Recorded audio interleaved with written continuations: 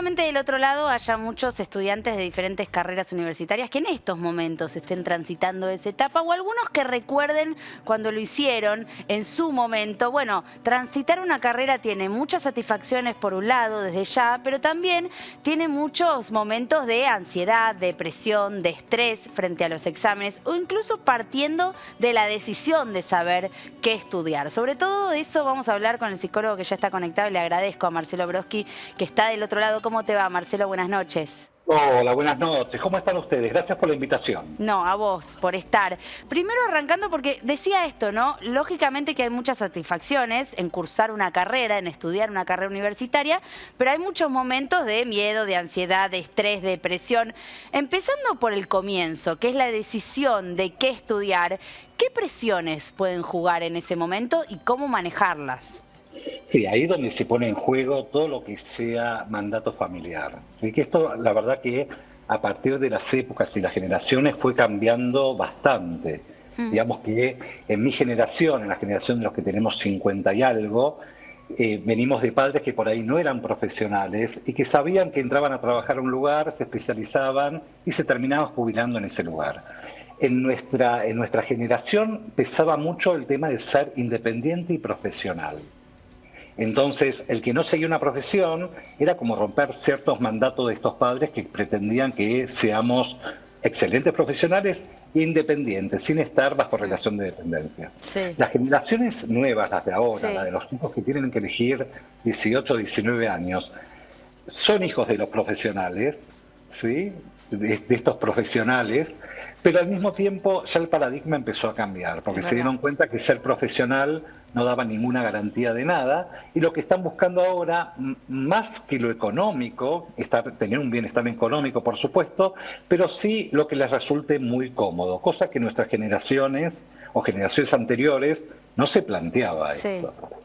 Entonces, sí. No, digo, y además hay más oferta, ¿no? Digo, pienso en el hoy, antes, cuando las carreras eran más las tradicionales de abogacía, economía, medicina, y no había tanto replanteo en relación a qué voy a estudiar.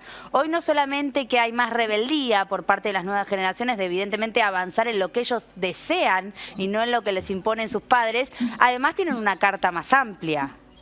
Totalmente, mucho más amplia, hay muchas especializaciones, muchas cosas que, por ejemplo, todo ahora de la inteligencia artificial, de la robótica, avanzó muchísimo y donde se ve un nicho donde uno puede sacar mucho provecho en cuanto a que queda muy cómodo, porque pueden trabajar haciendo home office, etcétera, etcétera, que es lo que buscan mucho ahora. Pero déjame decirte que más allá de la generación que estemos hablando, el romper mandatos siempre duele, ¿sí? Porque aparece una culpa, y estos mandatos por ahí son mandatos totalmente inconscientes. No es que en la familia se sientan y diga, vos tenés que hacer esto. Pero uno sabe qué es lo que espera cada padre o cada madre cuando un hijo termina el secundario y empieza a emprender una carrera universitaria, ¿no? Ayer, justamente almorzando, veía que en una mesa al lado, en un restaurante, la madre le decía a la hija, pero qué suerte que te decidiste rápido. Yo la verdad que me preocuparía esos padres que los hijos tardan en decidirse, ¿no? Una carrera.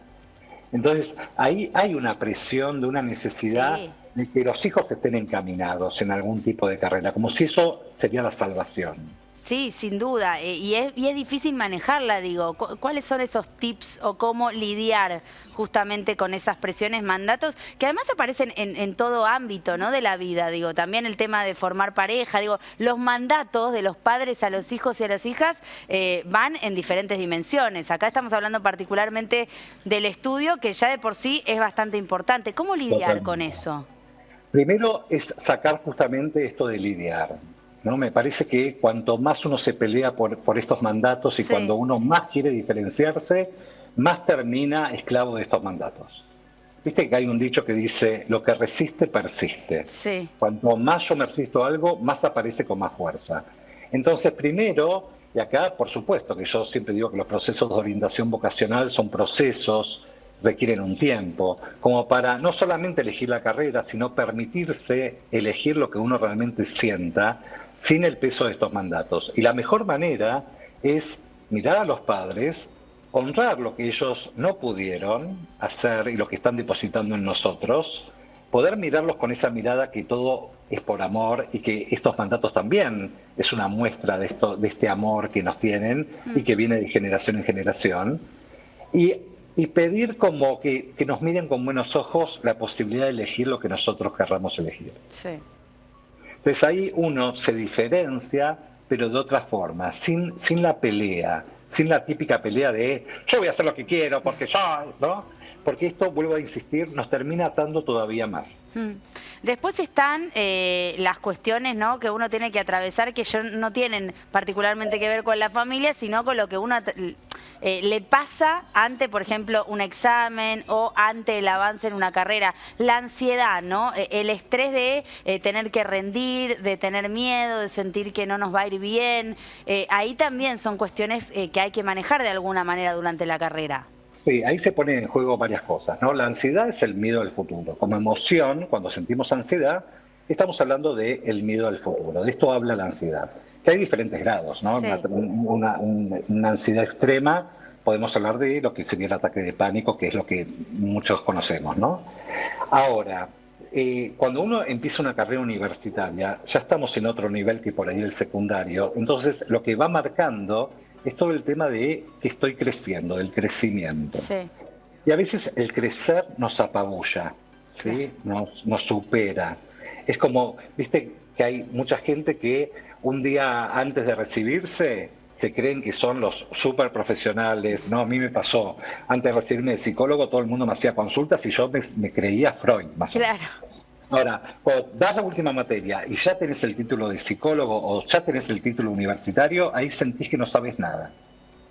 Porque tiene que ver con un tema de tener miedo a crecer, ¿no? De ahí se desprende los estudiantes crónicos que nunca alcanzan ningún curso para decir, bueno, ahora empiezo a ejercer mi profesión. No, ahora me falta tal especialización, ahora me falta tal posgrado, ahora me falta... Y son estudiantes que nunca dejan de ser estudiantes como para animarse a ejercer. Eso sería como querer quedarse en la zona de confort, ¿no? De alguna manera, digamos. Sigo estudiando porque es lo que conozco. Imagínate salir al mercado laboral. Es todo otro mundo desconocido, más miedo aún. Donde ahí se pone en juego la adultez, porque ahí empiezo a ser responsable y me van a pagar por lo que yo puedo ofrecer. Entonces ya dejamos de ser estudiantes, la imagen del estudiante es una imagen de un niño, ¿sí? Dejamos de ser niños, pasamos al mundo de los adultos y ahí se ponen en juego muchas inseguridades que también tiene que ver con nuestra historia, con cómo fuimos viviendo nuestra infancia y nuestra historia familiar, ¿no? Sí.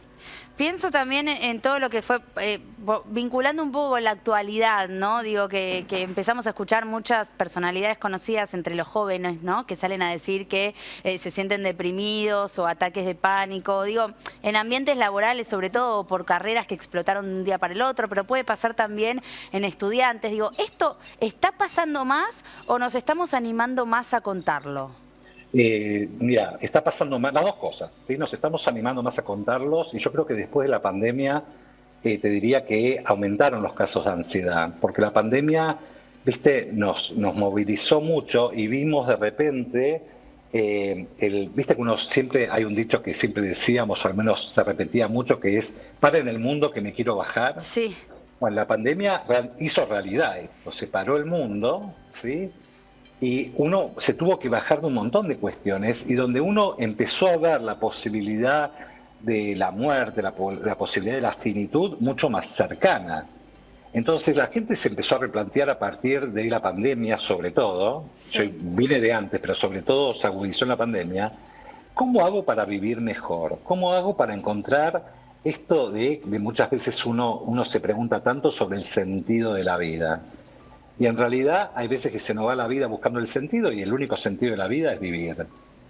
Y esto es lo que uno está buscando ahora como entrenamiento de cómo hacer, tanto jóvenes como adultos, ¿no? Claro. ¿Cómo hacer para lograr vivir bien, para vivir mejor? Sí, para llevar tranquilidad a los que están escuchando y mirando del otro lado, también de tu parte decirles, ¿no?, que esto que les pasa cursando una carrera, digamos, es parte de la vida. Va a pasar cursando una carrera y va a pasar después cuando salgan al mercado laboral, cuando tengan que seguir avanzando en el día a día con diferentes decisiones que se tengan que tomar. El tema de la ansiedad, del estrés, de sentir presiones de la sociedad o incluso de la familia, ¿no? Esto va a seguir pasando y, como decías, tiene que ver con el crecimiento. Tal cual. Y vos sabés que me hace acordar una caricatura que hay un nenito mirando a una madre muy, muy alta, el nene chiquitito, y la mira a la madre y le dice, mamá, ¿crecer duele? ¿No? Entonces, y la realidad es que si todos nos ponemos a pensar los procesos de crecimiento, cuando nos tuvimos que separar de mamá y papá para ir al jardín de infantes, el primer día de primaria, o sea, todo lo que implica el crecimiento siempre da una cosita de, ¿viste? De podré, no podré, siempre genera mucha ansiedad. La buena noticia de esto es que, por suerte, hay muchas técnicas. Hoy por hoy tenemos al alcance la meditación, yoga, terapia, como para poder empezar a entender que para vivir bien también hay que entrenarse, como uno entrena un deporte nuevo o un idioma nuevo. Bien. Para vivir bien hace falta entrenarse y, por suerte, la buena noticia es que es posible. Sí, sí, tal cual. Gracias, Marcelo, por este tiempo. Un placer, gracias por la invitación. No, Buena vida. A vos. Gracias. Bueno, cerramos de esta manera con un mensaje positivo, ¿no? Digo, como que nos pasa a todos y a todas, hay que seguir avanzando con todos estos problemas, pero trabajándolos. Hasta acá llegamos en Desde el Conocimiento, nos reencontramos el próximo fin de semana, 23:30, como siempre, que descansen. Chau, chau.